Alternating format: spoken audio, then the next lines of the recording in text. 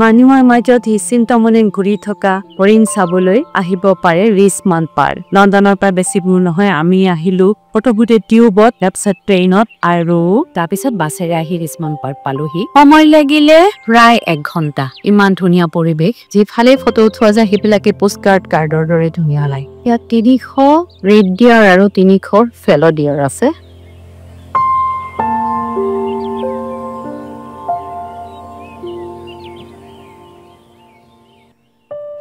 Richmond ঠাইখন বহুত ধুনীয়া টেমছ নদীৰ পাৰে পাৰে সুন্দৰকৈ গঢ়ি উঠা এখন চহৰ লণ্ডনৰ ভিৰ ভাৰৰ পৰা আঁতৰি আহি কিছু সুন্দৰ সময় কটাবৰ কাৰণে এখন উপযুক্ত ঠাই আৰু বহুতে সেইটো কৰেও এটা দিন প্ৰকৃতিৰ সৌন্দৰ্যৰ মাজলৈ আহি উপভোগ কৰি যায়হি ৰিচমণ্ড পাৰ্ক লণ্ডনৰ 8খন ৰয়েল পাৰ্কৰ ভিতৰত আটাইতকৈ ডাঙৰ পাৰ্ক ইয়াৰ মাটিকালি 2360 একৰ খোজকাঢ়ি ঘূৰি ফুৰি শেষ কৰিব নোৱাৰা বিশালতা দেখি সেইটো বাৰুকৈ অনুমান কৰিব পাৰিছোঁ ৰিচমণ্ড পাৰ্কখন প্ৰথমে আৰম্ভ হৈছিল হৰিণৰ পাৰ্ক হিচাপে কিন্তু এতিয়া বিভিন্ন প্ৰজাতিৰ গছ চৰাই চিৰিকটিৰ বাবে অকল ৰাষ্ট্ৰীয় ক্ষেত্ৰতে নহয় আন্তঃৰাষ্ট্ৰীয় ক্ষেত্ৰতো ৱাইল্ড লাইফ কনজাৰভেশ্যনৰ গুৰুত্বপূৰ্ণ ক্ষেত্ৰ হৈ উঠিছে অলপ দূৰ গৈয়ে কেইটামান হৰিণা দেখিবলৈ পালোঁ জন্তুৰ ওচৰলৈ যাতে যোৱা নহয় তাৰ বাবে সতৰ্কবাণী থকা ফলক বহু ঠাইত ওলমি আছে কমেও 50 মিটাৰ দূৰত্ব বজাই ৰাখিবলৈ কোৱা হৈছে ইমান নিৰ্ভয়ভাৱে চৰি থকা হৰিণাকেইটা দেখি মন জোৰাই গ'ল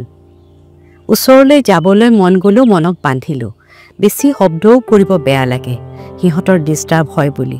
ভয় খাব বুলি মানুহৰ চলাচলৰ ৰাস্তাৰ কাষতে মুক্ত বিচৰণ কৰি থকা হৰিণাবোৰ এই পাৰ্কখনৰ বিশেষ আকৰ্ষণ আমি যেতিয়া গৈছিলোঁ সেই সময়ত হৰিণাবিলাকৰ পোৱালি হোৱাৰ সময় সেয়ে মাকবোৰে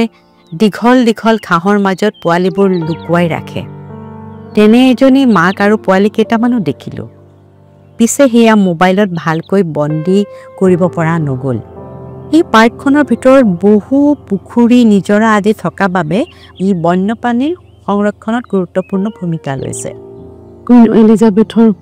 70 বছৰীয়া শাসনকাল চিনিচাৰি এটা 70ডাল গছ ৰোৱা হৈছিলে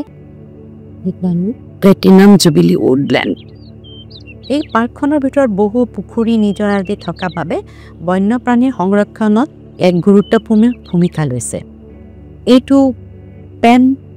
পণ্ডছ দুটা হ্ৰদৰ সংযোগ হৈছে পেন পণ্ড ই পাৰ্কখনৰ আটাইতকৈ ডাঙৰ ৱাটাৰ বডি পানীত চৰা বহু চৰাই দেখা পোৱা গ'ল এইখিনিতে আমাক বৰষুণে পালে ডাঙৰ ডাঙৰ বৰষুণৰ টোপাল অলপ সময়ৰ বাবে মানে 5 মিনিট মানৰ বাবে আহি আৰু মুকলি হৈ গ'ল ইউকেৰ বতৰ এনেকুৱাই এই ৰ'দ এই বতাহ মেঘ বৰষুণ অলপ সময়ৰ পিছত আকৌ মুকলি বতৰ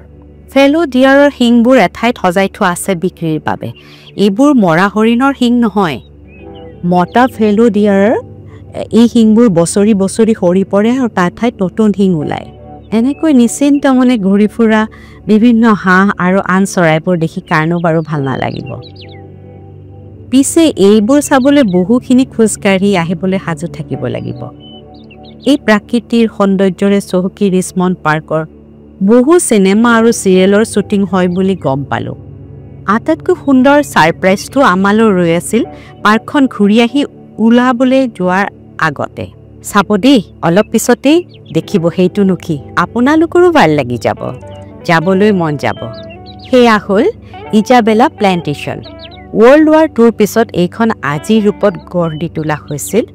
আৰু জনসাধাৰণৰ বাবে মুকলি কৰি দিয়া হৈছিল 1953 চনত ইমান বিভিন্ন ধৰণৰ ফুল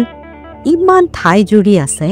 এনে এখন ফুলনি দেখিবলৈ পাম বুলি কল্পনাও কৰা নাছিলোঁ ফুল আৰু ফুল এনে অপূৰ্ব ফুলৰ সৌন্দৰ্যৰ মাজত দৰ্শকৰ ফটো উঠা ৰীল বনোৱাৰ উৎসাহ দেখিও ভাল লাগিলে ভ্ৰমণ অভিজ্ঞতাখিনি আপোনালোকৰ ভাল লাগিছে যদি চেনেলটো ছাবস্ক্ৰাইব কৰিব আৰু এনে বহু ভ্ৰমণ অভিজ্ঞতাৰ ভিডিঅ' লৈ আহি আছোঁ